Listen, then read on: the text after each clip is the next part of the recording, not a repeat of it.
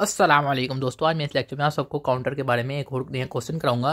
Last lecture में हमने देखा था कि उसमें नंबर इंक्रीज हो रहे थे, नहीं आप काउंटर था। लेकिन अगर आप ये वाला देखें, काउंटिंग की जो तरतीब देखें, कभी आप और ये यानी 0 के बाद 2 बढ़ा है, 2 के बाद 5 बढ़ा है, फिर 5 के बाद 4, फिर 3, फिर से इस तरह है। फिर इस तरह के क्वेश्चन को कैसे करेंगे ये भी कोई मुश्किल नहीं है, इजी है। आप एक दफ़ा समझ जाएंगे, फिर आपको मुश्किल नहीं होगी। यहाँ पे देखिए सबसे बड़ा नंबर इनमें कौन सा है, 6 है।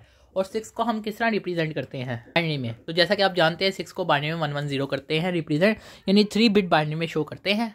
तो फिर हम जो प्रेजेंट स्टेट और नेक्स्ट स्टेट वाला है वो भी हम 3 बिट बाइनरी टेबल बनाएंगे। यहाँ पर 0 से लेकर प्रेजेंट स्टेट में 0 से लेकर 7 तक सारे नंबर लिखेंगे, चाहे वो ऊपर इंक्लूड है या नहीं। तो प्रेजेंट स्टेट में हमने सारे नंबर लिखने हैं 0 से लेकर 7 तक तरतीब से। तो इस तरह ये सारे नंबर लिख दिए 0 से लेकर 7 तक यहाँ पर प्रेजेंट स्टेट में।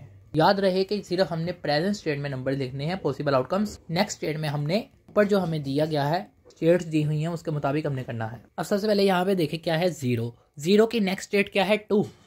तो फिर हमने जहाँ पे 0 है उसकी नेक्स्ट स्टेट में हम 2 लिखेंगे, यानी 0 वाली नेक्स्ट स्टेट में हम 2 को बाइनरी नंबर में लिखेंगे। 2 को बाइनरी नंबर में इस तरह लिखते हैं, इस तरह लिख दिया। उसके बाद अब आगे देखें, आगे जो है 1 जो है 1 देखें यहाँ पे कहीं पे है, तो यहाँ पे 1 नहीं है, तो फिर हम इसको डोंट केयर कर देंगे। जो चीज़ इंक्लूड नहीं होगी उसकी नेक्स्ट स्टेट को हम डोंट केयर कर देंगे। इसी तरह आगे देखें 2 के बाद 2 जो है 2 की नेक्स्ट स्टेट क्या 5, यानी 2 जो है उसमें नेक्स्ट स्टेट में क्या आ रहा है, 5 आ रहा है। तो 5 को बाइनरी नंबर में किसे लिखते हैं, वो यहाँ पे लिखेंगे 2 की नेक्स्ट स्टेट में। 5 को बाइनरी में 101 लिखते हैं, तो यहाँ पे 101।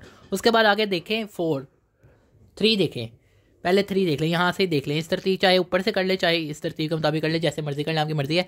तो अब 3 है, अब देखें 3 के बाद नेक्स्ट स्टेट क्या है, 3 के नेक्स्ट स्टेट 6 है। तो यहाँ पर 3 की नेक्स्ट स्टेट में हम 6 को बाइनरी नंबर में लिखेंगे और 6 को बाइनरी नंबर में 110 लिखते हैं, तो यहाँ पे 6 को लिख दिया। उसके बाद आगे देखें 4 को देखें, 4 के बाद नेक्स्ट स्टेट क्या है, 4 के बाद नेक्स्ट स्टेट है 3, तो 3 लिखेंगे बाइनरी में। 4 की नेक्स्ट स्टेट में हम 3 को बाइनरी नंबर में लिखेंगे। इसी तरह आगे देखें क्या है, प्रेजेंट स्टेट में क्या पड़ा, 101 यानी 5। तो 5 की नेक्स्ट स्टेट क्या है, ऊपर दी हुई 4, तो फिर यहाँ पे 4 को बाइनरी नंबर में लिखेंगे नेक्स्ट स्टेट में 5 की। इसी तरह अगली प्रेजेंट स्टेट देखें क्या है, 6। तो 6 में देखें, अब 6 की प्रेजेंट स्टेट क्या है, तो वो देखें वो वापस वही रिटर्न होती है जो हमारा फर्स्ट होता है। 6 की जो नेक्स्ट स्टेट है जो सबसे पहले पड़ी है, अब ये लास्ट डिजिट है, तो इसकी लास्ट डिजिट की जो नेक्स्ट स्टेट होती है वो सबसे पहला डिजिट होता है। तो सबसे पहला डिजिट क्या है, 0। तो 0 को बाइनरी नंबर में किसने लिखते हैं, 000। तो यहाँ पे 6 की नेक्स्ट स्टेट में 0 लिख देंगे बाइनरी नंबर में। उसके बाद आगे देखें क्या है, 111 यानी 7। यहाँ पे देखें ऊपर 7 कहीं इंक्लूड है, तो 7 है ही नहीं, तो फिर इसकी नेक्स्ट स्टेट में हम डोंट केयर लिख देंगे। तो जिस नंबर की जो नेक्स्ट स्टेट होगी वो लिखेंगे, अगर किसी नंबर की कोई नेक्स्ट स्टेट नहीं है तो उसे फिर हम डोंट केयर कर देंगे। अब T2 में हमने जो भी लिखना है वो Q2 में इस प्रेजेंट स्टेट की और नेक्स्ट स्टेट की Q2 में जो पड़ा है हमने उनको सम कर देना है। तो 0 + 0 0, यहाँ पे 0 आ जाएगा। अब नेक्स्ट रो में देखें, यहाँ पे 0 डोंट केयर है, तो 0 और डोंट केयर जो होता है, जब भी डोंट केयर आ जाए तो आउटपुट में भी हमारा डोंट केयर आता है। चाहे उस डोंट केयर के साथ जो मर्जी इनपुट हो, चाहे वो 0 या 1 हो, हमारी आउटपुट में डोंट केयर आएगा, क्योंकि यहाँ पे डोंट केयर है, तो फिर यहाँ पे डोंट केयर आ गया। इसी तरह आगे देखें, आगे क्या है, 1 0, तो 1 + 0 क्या होता है, 1, तो 1 लिख देंगे, एंड सो ऑन। उसके बाद T1 देखें, तो T1 वाली जो आउटपुट आएगी वो Q1 में है जो प्रेजेंट स्टेट में, और Q1 नेक्स्ट स्टेट में जो है सिर्फ उसके मुताबिक आएगी। तो अब यहाँ पे देखें, यहाँ पे T1 के इस वाली रो में Q1 में क्या पड़ा है, 1, और यहाँ पे क्या पड़ा है, 0। 1 + 0 1, तो 1। इसी तरह यहाँ पे देखें, यहाँ पे क्या है, इस वाली रो में Q1 में क्या पड़ा हुआ है, एक जगह 0 एक जगह डोंट केयर, तो फिर डोंट केयर। इसी तरह नेक्स्ट रो में देखें, नेक्स्ट रो में Q1 में क्या पड़ा है, 0, और यहाँ पे क्या पड़ा है, 1, तो 0 + 1 1, यहाँ पे 1 आ जाएगा। इसी तरह आगे देखें, यहाँ पर 1 और 1, 1 + 1 क्या होता है, 0 होता है बाइनरी नंबर में। यहाँ पर 1 और 1 जो होता है बाइनरी नंबर में 0 होता है, और 1 कैरी चला जाए तो कैरी को इग्नोर कर देते हैं, वही लिखते हैं जो नीचे आता है, मीन्स के 0, एंड सो ऑन।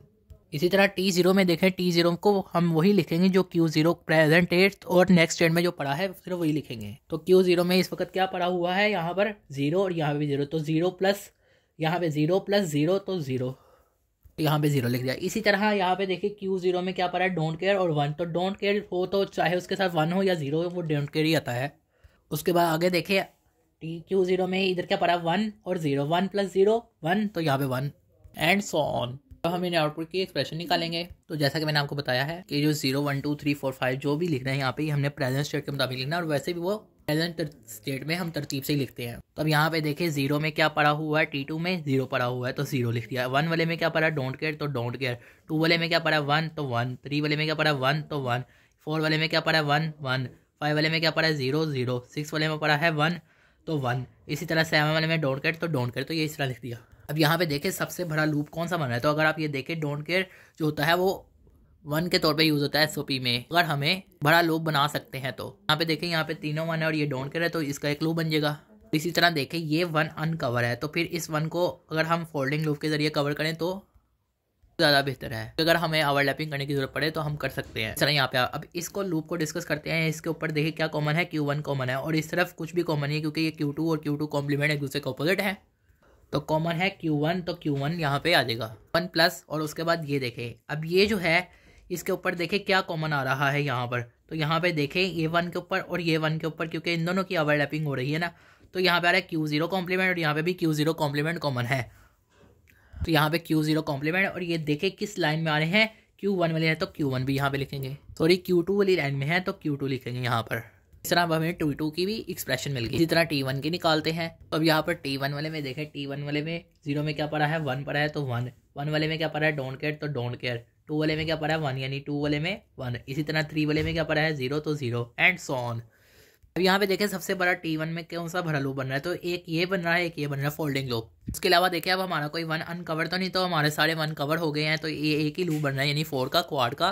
और क्वाड इस वजह से कह रहे हैं क्योंकि इसमें टोटल 4 सेल्स इन्वॉल्व हो रहे हैं और इसमें फोल्डिंग लूप भी कह सकते हैं। तो अब इसके ऊपर देखें क्या कॉमन आ रहा है, यहाँ पर Q0 कॉम्प्लीमेंट कॉमन आ रहा है, Q1 कॉम्प्लीमेंट Q1 एक दूसरे के ऑपोजिट है, तो कॉमन जो आ रहा है सिर्फ वो लिखेंगे।